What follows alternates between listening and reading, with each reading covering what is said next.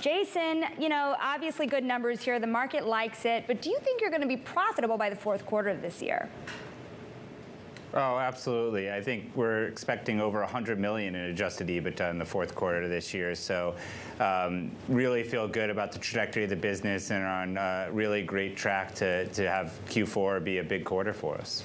A big quarter, and I think a lot of people sort of looking at this idea here of sort of what drives the growth going forward here, Jason. I mean, this is a business that I think to a certain degree was kind of out in front. It was kind of early, I think, to the big sort of shift to more of these gaming platforms here.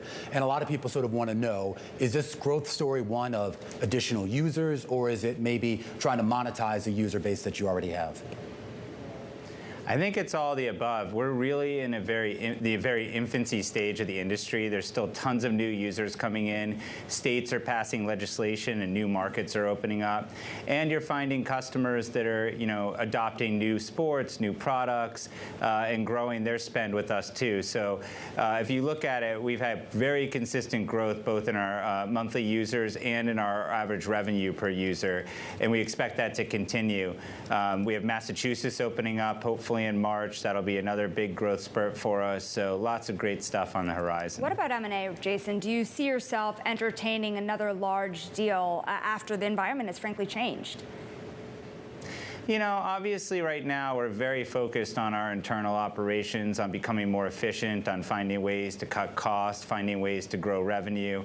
That's been a huge plus for us that we really, as the environment has transitioned, really it's afforded us the opportunity to look internally and spend a lot of time asking ourselves, how can we be more efficient? How can we be more cost effective? Yeah. So that's been the theme for the last year, and I expect that to continue through 23. Jason, talk to us a little bit about partnerships. One thing that struck me was, I think it was a couple of weeks ago, I happened to notice that one of your competitors, I think it was Fanatics, actually had set up a whole sportsbook operation in one of the main NFL stadiums down in Washington. And I'm curious, are these types of deals necessary, I guess, to continue to sort of capture market share and I guess keep people tethered to your specific brand? Well, we have a handful of retail sports books across the country. I think they serve a great purpose. We're building a really big one at Wrigley Field, another one at the site of the TPC Scottsdale, the WM Phoenix Open. So, they do have a place. I think that it really depends on the deal. If there's a good deal to be done that we feel is going to be a profitable one for the company, is cost efficient, I think that's something we pursue. We're mostly focused online. That's obviously the vast majority of our business, but there is a place for retail where it makes sense. But what's the value in some of those partnerships, whether it's retail sportsbook operations for some of these things, or really also the idea of aligning yourselves with certain sports leagues? There's been a lot of discussion here about what the next move might be out of ESPN, of course, the dominant player in live sports, and what the role that a DraftKings or a Fanatics or a FanDuel might actually have in that ecosystem.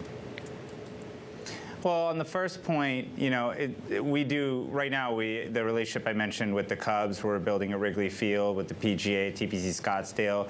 Those, you're right, do have the benefits of aligning ourselves with key, partners as well. And again, it depends on the partner. We have partners that have been very, productive deals for us, and we have others that aren't working as well. And right now, we're going through and we're making sure that we're being as focused on cost efficiency across every part of our business, including that one. But certainly with the right partner, the right location, it makes sense. The objective of it's to make money. We're not building these for some other purpose. It's not like we think that it's a money loser and it's going to make up for online share or something like that. We expect all of these to make money. So that's really the goal. And as far as media partners go, you mentioned ESPN. We have a great relationship with them. We've had a deal with them for a few years now. I think they've been a partner that we've always, had conversations with and tried to figure out ways that we could do more together. And I think that it depends on the situation. Has anything changed, Jason? Has anything changed in that relationship since the return of Bob Iger? No, I think that, Jimmy Pitaro runs ESPN, is that a vision, and that's largely, been his. And I think that, Bob Iger obviously has a lot on his plate, and I'm sure that ESPN is very important to him. I'm sure that betting's very important to him, but nothing that we've seen has changed, and I'm sure he has a lot of other things he's focused on right now. Jason, you mentioned cost efficiency a couple of times now. Does that mean headcount reductions by any means? Well, we just did have one about a month ago, so that was something that we really, those are always tough. It was part of a larger reorganization of some of our areas of the business. I think that was something that, ultimately, while it was difficult, was the right choice for the business. And while I don't currently expect any additional headcount reductions, we have meaningfully reduced the compensation budget this year by cutting back a lot of planned new hires. So that's something that I think is the obvious next lever that we could pull. And right now, we're just looking up and down the P&L to try to figure out where we can be more efficient. And the good news is the entire team's rallied behind it. They get it, and it's really been a collective effort to find all sorts of areas of optimization.